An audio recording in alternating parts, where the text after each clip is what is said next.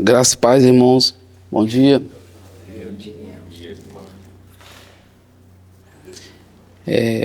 Vamos ler um texto aqui em Gênesis 16. Gênesis 16.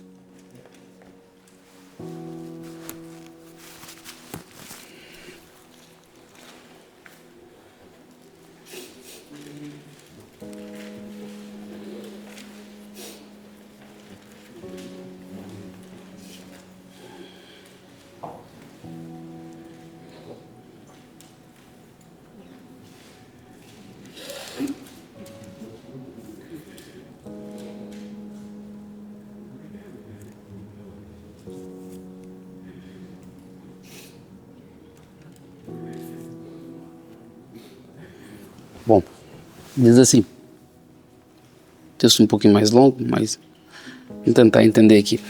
Ora, Sarai, mulher de Abraão, não lhe gerava filhos, e ele tinha uma serva egípcia, cujo nome era Agar, e disse Sarai a Abraão: Eis que o Senhor me tem impedido de gerar. Entra, pois, a minha serva, porventura terei ou serei dela edificada, filho dela, né? Terei filho dela. E ouvindo Abraão a voz de Sara, assim tomou Sara, a mulher de Abraão, a Agar, a egípcia, sua serva, e deu-a por mulher a Abraão, seu marido, ao fim de 10 anos que Abraão habitava na terra de Canaã. E ele entrou a Agar, e ela concebeu, e vendo ela que concebera, foi a sua senhora desprezada aos seus olhos. Então disse Sarai a Abraão: Meu agravo seja sobre ti, minha serva pus em teu regaço. Vendo ela agora que concebeu, sou menosprezada aos seus olhos. O Senhor julgue entre mim e ti. E disse Abraão a Sarai: Eis que a tua serva está na tua mão, faz-lhe o que bom é aos seus olhos. E afligiu Sarai, e ela fugiu da sua face. E o anjo do Senhor a achou junto a uma fonte de água no deserto, junto a uma fonte no caminho de sul. E disse: Agar, serva de Sarai, de onde vens e para onde vais? E ela disse: Venho fugido da face de Sarai, minha senhora. Então lhe disse o anjo do Senhor: Torna-te para a tua senhora e humilha-te debaixo de sua mão. E disse-lhe mais o anjo do Senhor: Multiplicarei sobre a tua semente, que não será contada, por numerosa que será. E disse-lhe também o anjo do Senhor: Eis que concebestes e terás um filho, e chamarás o seu nome Ismael, que significa Deus está ouvindo, quando o Senhor ouvir a tua aflição. E ele será homem, né? Como um jumento bravo, né? E a sua mão será contra todos e a mão de todos contra ele, e habitará diante da face de todos os seus irmãos. Ele chamou o nome do Senhor, que com ele estava. Tu és o Deus que me vê. Eis que o Deus da vista, porque disse: Não olhei eu também para aquele que me vê? Por isso se chamou aquele poço Lahai-Roi, que significa aquele que vive e me vê. E eis que está entre Cádiz e Bered. Pronto. E H volta para casa, né? Enfim, o que eu quero explicar sobre esse assunto aqui, irmãos?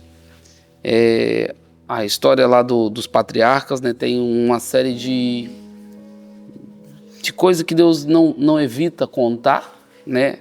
Mas também ele aproveita sempre para tirar as lições adequadas e necessárias para a gente poder entender que toda vez que você está ansioso, você empurra uma porta que ainda não se abriu, você gera consequências. Deus tinha uma palavra para Abraão e para Sara, que vai ser Sara, né? Deus tinha uma palavra, mas infelizmente, observando o tempo, dadas as pressões, vamos tentar dar uma ajudinha a Deus, talvez Deus está muito ocupado, vamos tentar aqui promover um bom ambiente para Deus conseguir fazer aquilo que Ele precisa fazer. É como se Deus tivesse se esquecido, ou como se Deus... E toda vez que você se meter em fazer uma coisa assim, irmão, você vai gerar consequência. E na linha do tempo, essas consequências duram até hoje. Ismael não é à toa que ainda está em guerra contra Israel. Mas pronto, a gente consegue ver que a carne não discerne coisas do Espírito. A carne não vai discernir. E outra coisa que eu aprendo aqui, o homem sempre está errado. E é verdade. Porque esse homem aqui devia ter discernimento de que aquela proposta da sua mulher, pelo desespero da sua angústia, não era correto diante de Deus. Só que ele deu ouvido à sua mulher. Ele deu ouvido à sua mulher e entrou a escrava, tentando gerar aquilo que Deus tinha prometido que ia gerar de forma carnal. Irmãos, o que Deus vai gerar é espiritual e não carnal. Não adianta usar a carne para tentar gerar aquilo que é do Espírito. A carne não gera coisas do Espírito. O que gera pelo Espírito é pelo Espírito, não pela carne. E eu vejo, por exemplo, quando eu vejo alguém tentando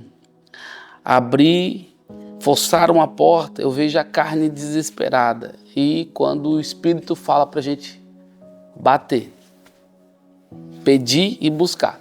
Então, você bate, você pede, busca, você é diligente, você é insistente, mas você não arromba. A carne arromba as coisas. A carne, irmãos, a alma aliada com a carne empurra uma porta que não está aberta, e aí você entende, se uma porta está fechada, é porque a chave não está nela. A chave é o princípio. Os princípios obedecidos abrem as portas que você precisa entrar de forma legítima. Porque, como a palavra é bem clara, quem pula um muro, quem salta a janela, ou quem arromba a porta, é ladrão. É usurpador. Está fazendo porque não quer ser visto. Ou está fazendo pela carne. E a carne é justamente esse ladrão aqui. Enfim, depois de Sara ter essa grande ideia, ela colocou a proposta para Abrão, ainda Sarai, e Abrão ainda não tinha tido o nome transformado. Vamos entender também que essas duas pessoas também têm um processo, né? Processo de transformação, né? Algumas coisas ainda estão acontecendo e, irmãos, Deus não vai perder a oportunidade de transformar, ainda que seja por um escorregão numa casca de banana. Deus vai pegar aquilo e vai falar, tá bom, não era o que eu estava planejando, mas você pisou aí, vamos aproveitar para poder ensinar. Então, o nosso Deus é extremamente pedagógico. E ele aproveita para ensinar Abraão, não vigia nada na terra, né? Como diz, não vigia nada na terra. E deu ouvido à sua mulher, entrou a escrava, e aí nós temos o problema, né? Gerada a escrava. Apóstolo Paulo vai fazer uma analogia brutal em Romanos sobre a escrava e a livre, irmão. Explicando isso de forma, a lei, né, e a graça, é lindo. Mas enquanto isso, vamos olhar a história, porque que às vezes a gente entra em alguns caminhos que Deus não abriu e não startou. E aí você tem que ter o sangue frio de consultar a Deus, bater na porta, bater e abrir-se-vos-á, buscar para encontrar, pedir para receber, mas nunca passar dos limites, né, no seu pedido. E depois que a mulher ali, a escrava, né, a H, concebeu, né, ficou grávida, ela se sentiu no direito de pensar que a herança era dela. Eu vou te dizer, isso vai ser uma guerra tão real que depois os fariseus vão sentir que são donos da herança, né? Que é a lei tentando falar, não, a herança é nossa. E Jesus vai contar uma parábola falando que o homem, ele deu uma herdade para alguns homens cuidarem e ele saiu. Quando ele mandou os seus servos, eles deram uma surra nos seus servos, né? E mandaram embora. E depois mandou mais outros servos mais dignos, bateram e mandaram embora. Aí o dono daquela plantação mandou o filho, né? E eles falaram, vamos matar o filho. Se a gente matar o filho, não tem herdeiro. Porque no fim, né, o fariseu tomou posse da lei de Deus, se apoderou de tal forma, né, que agora não queria conceber a graça, né? A graça, e Deus vai falar muito sobre isso em muitos momentos, sobre esse advento aqui. Enfim, H é expulsa de casa, ela sai chorando, com um odre de água nos seus ombros, e ela ainda não tinha concebido, ainda estava só gestante, e sai. E uma coisa que eu acho interessante, né? O anjo pergunta, de onde você vem e para onde você vai? E ela só responde de onde ela vem, que ela não tinha um lugar para ir. E toda vez que você está fugindo de alguma coisa e você não sabe para onde você vai, Deus vai mandar você voltar. E se você não discernir, irmãos, você não discernir, não tem um destino, volta para o lugar onde você está saindo. Porque o que está te empurrando desse lugar é a falta de humildade. Porque depois ela fala assim, humilha-te perante a sua senhora e volta para lá, porque o tempo ainda não era cumprido, né? Então, quando você sai de um lugar sem direção, você pode até saber de onde você saiu, mas não sabe para onde você vai, volte para a mesma posição e não saia do lugar até que Deus te dê um destino. Porque se Deus te der um destino, você tem proteção, você tem cuidado, você vai ter a provisão. E nesse lugar, ela tem uma relação, um contato tão profundo com Deus, o anjo do Senhor fala com ela, e ela batiza aquele lugar, né? Que ela também se encontra com sede, né? Ela chama aquele poço, o lugar onde ela estava, de Lai Roi, que quer dizer o Deus que vive e me vê. Engraçado, né? Quando a gente está em desespero, né? A gente pensa que Deus não está vendo a gente. Ah, Deus não me vê, Deus não olha para mim, olha as minhas dificuldades e parece que o Senhor virou o rosto. E a gente vai ver Israel falando isso muitas vezes. E às vezes a gente dá essas lamúriazinhas também nas nossas orações, né? Mas Deus é um Deus, irmãos, que Ele vive e Ele vê. Ele enxerga. Ele se importa. Mas não tem como Deus nos abençoar no nosso código, irmão. Deus só pode abençoar no código dele. Porque Deus, ele não vai desviar em 1 milímetro nos seus princípios. E se ele busca alguém na lama, ou busca a ovelha perdida, ou aceita o filho pródigo, tudo isso ele faz nas suas próprias condições, né? Chega um momento que você vai ter que decidir se quer ficar debaixo do teto do seu pai. E não tem nada que possa atrapalhar isso.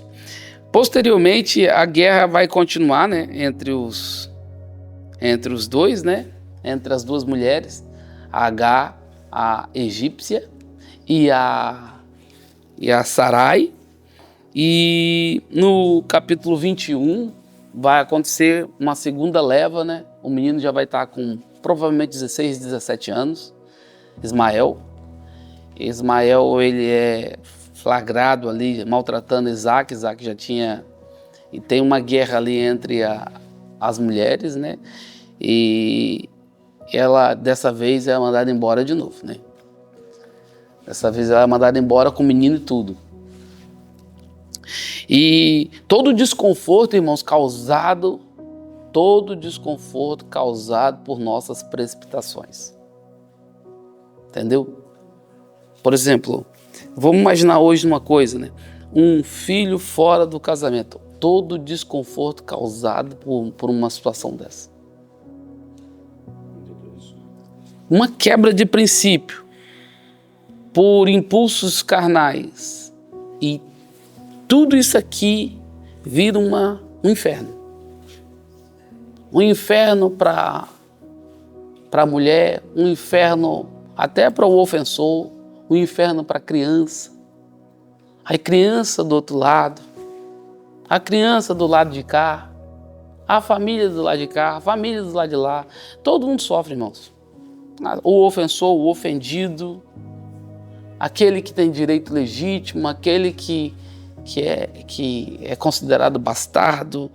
E Deus olha para tudo isso e fica falando, engraçado que vai cair na minha conta, né? Vai cair na minha conta. Porque no final, irmão, às vezes a nossa covardia é tão grande que a gente coloca a culpa em Deus da falta de controle emocional e domínio próprio. A gente faz uma coisa sem controle emocional, sem domínio próprio, e a gente pega e coloca na conta de Deus. Colocamos o dedo no rosto de Deus e reclamamos e falamos e aconteceu por quê, né? E tem ali uma discussão, ela de novo é mandada embora, dessa vez ela está com o menino e chega um momento que a água acaba, está no versículo 20, no capítulo 21, depois vocês podem ler em casa. A água acaba, ela coloca o menino à distância de uma flecha. A distância de uma flecha geralmente era de 300 metros, ela coloca o menino de uma distância boa, para ela não ver o menino morrer, né? Os dois estão com sede, você sabe, para chegar nesse nível de sede. Ela já estava ali uns 40, uns 3 dias, né? Já com sede, já 2 dias por aí. E o calor fustigante, né? A desidratação era acelerada. Então ela viu que não havia mais maneira, né?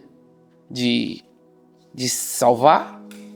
Ela coloca o menino para morrer e ela diz que vai morrer em outro canto. E mais uma vez, aquele Deus que se apresentou para ela no capítulo 16, volta a aparecer por intermédio de anjo, falando assim, levanta e ergue o moço. E, irmãos, algumas coisas estão caídas perto da gente, porque a gente está caído também. Você já viu 2 bêbados tentando se levantar? Já viu a cena triste? Um tá achando que é capaz de levantar o outro, mas tá mais bêbado do que o outro, os 2 caem. É triste. Então é mais ou menos isso, irmãos. Não tem como você levantar alguém estando caído. Não tem como você tirar alguém de um lugar estando preso nesse lugar. Então a proposta de Deus é primeiro, ergue-te. Primeiro se levanta. Primeiro se coloca de pé, depois estenda a sua mão e ergue o moço. Ergue. Então, há uma ordem direta para o sacerdócio. Sua casa está de pé porque o sacerdote está de pé. Sua casa cai porque o sacerdote cai. Então, aqui está a ordem. Isso é antigo. Não adianta nada colocar a culpa embora Agar coloca o dedo no rosto de Abrão e fala, a culpa é sua, ela está desse jeito por causa. E eu falei que a culpa é sempre do homem. É do homem sim, porque se ele tivesse se posicionado e falasse, não foi essa a promessa que Deus me deu, não foi isso que Deus falou. Então sai para lá com esse pensamento, com essa ideia diabólica. Então é aqui que o sacerdócio difere. Não é se entregar a qualquer pensamento, ainda que seja uma mulher que você ama. Você precisa corrigir, proteger dela mesma. Em alguns momentos, por causa pode estar tomada de emoção, e a gente sabe que deveria ser, o homem é mais racional, a mulher é um pouco mais emocional e vai mais do mais impulsivo, e tem que ter um momento de freio, né? Porque teria evitado toda a dor posterior e mais pessoas envolvidas, né? E ela volta a ter o encontro com o poço, um Deus que vive e me vê, mais uma vez. Porque, irmãos, às vezes a gente tem uma experiência com Deus, a gente se esquece da experiência com Deus, depois, anos depois, acontece de novo, porque Deus está querendo dizer, tá vendo? Há 16 anos, há 10 anos, há 5 anos eu te visitei, eu fiz isso e isso na sua vida, mas hoje, todo esse tempo depois, estou tendo que fazer a mesma coisa porque você se esqueceu. E aí a minha pergunta é, o que está fazendo você se esquecer de todo o trabalho e todas as coisas maravilhosas que Deus já fez na sua vida, na vida da sua casa, na sua família, e a maneira tão maravilhosa que Ele te vê, que Ele te ergueu, que Ele te levantou, e agora é a sua vez de levantar e erguer o moço que está morrendo em sua volta. Então, irmãos, Deus que vive e me vê, lá é Roy, o Deus que ergue aquele que está caído. Não tem como você levantar ninguém caído. Então é hora de a gente colocar nosso sentimento, nosso olhar no lugar certo. E quando ela se levantou, ela descobriu uma coisa, ela estava deitada, morrendo de sede do lado de um poço. Você já parou para pensar que a solução pode estar do seu lado? Você pode estar morrendo do lado do poço. E é aí que está, irmãos. Tem muita gente assim na nossa beira. Gente que tem a solução, já tem a palavra, tem, assim, Deus já declarou o que quer fazer, mas de alguma maneira, por algum motivo, ainda está deitado, ainda está caído, morrendo de sede, desidratado, perdendo vitalidade e pior, vendo morrer sua geração, vendo morrer a sua posteridade, vendo morrer o legado que Deus desenhou com profecia para ser realizado, porque se entregou. E eu te digo, não se entregue ao desespero, não se entregue ao cansaço, não se entregue à carne, não se entregue ao mau pensamento, não se entregue. E o anjo desceu e falou, olha, não temas, Deus vai fazer desse menino aqui uma grande nação. E toda a relação do anjo não falou, Deus não está fazendo por você, H, Deus está fazendo pelo menino. Deus ouviu o choro do menino. Deus vai fazer desse menino uma grande nação. Então, às vezes, irmãos, Deus está usando a gente porque ama o menino. E o fato de Deus nos usar não quer dizer que a gente esteja em ordem. Por isso que a gente tem que ter uma relação pessoal com Deus. Mas Deus pode estar usando alguém só porque ama alguém. Porque senão a gente não teria aquele texto falando assim, em teu nome nós expulsamos demônios. Em teu nome nós curamos enfermos. Em teu nome nós ressuscitamos mortos. Sim, eu amava aquele morto mesmo. Eu amava aqueles parentes do morto que estavam chorando. Sim, aquele cego, eu estava com o paixão dele. Mas você era um canal sujo. Eu usei porque é igual o banheiro de rodoviária, eu não tinha outra escolha. Você é o que estava mais perto, mas eu amava aquela pessoa. Então, Deus, ele pode até usar, mas pode não estar gostando de estar usando, tá? Então, a gente tem que ter essa consciência para a gente não ser um canal sujo. Nós temos que limpar todo dia o canal do nosso coração. E como você limpa o canal do seu coração, irmão? Você limpa o canal do seu coração liberando os canais lacrimais.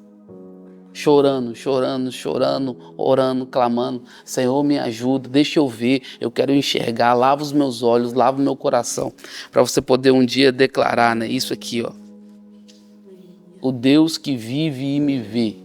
Depois, o Deus que tem um poço do meu lado, mas eu só passo a ver esse poço quando eu me levanto. Eu quero orar para que você se erga nessa manhã e que você levanta o moço pela mão, mas não sem antes se levantar. Primeiro passo, levanta você, levanta sua vida de oração, levanta sua vida de comunhão, levanta sua vida de intercessão, levanta sua vida. Depois Deus vai te usar para levantar as pessoas. Senhor, em nome de Jesus, Pai, nós hoje cremos e colocamos diante do Senhor um Deus que vive e me vê, um Deus que me enxerga, conhece as minhas aflições, mas eu não quero, Pai, usar dessas aflições como, Pai, argumento ou como desculpa para uma vida que eu já devia ter abandonado, Senhor. Me ajuda a levantar. Eu sei que tem pessoas dependendo de mim, tem dependido de cada um de nós, Pai. Pessoas que estão morrendo de sede, estão morrendo desnutridas, pessoas que a gente ama, até a nossa própria posteridade. Agora, Senhor, nos ajude a se levantar. Primeiro, Senhor, promova, Senhor, nosso próprio levantar, Pai. Depois nos ajude a promover o levantar de outras pessoas, para que a gente possa ser uma igreja relevante na cidade. Sim, Jesus. Para que a gente possa ser uma família relevante no meio dos nossos familiares, para que a gente possa ser uma voz relevante no meio das nossas amizades, para que a gente possa ser uma voz profética na nossa escola, Senhor, na nossa faculdade ou em qualquer lugar que a gente estiver. Pai, eu oro, Pai, para que o Senhor possa fazer com que o nosso espírito desperte e que a gente não viva segundo a carne, Pai.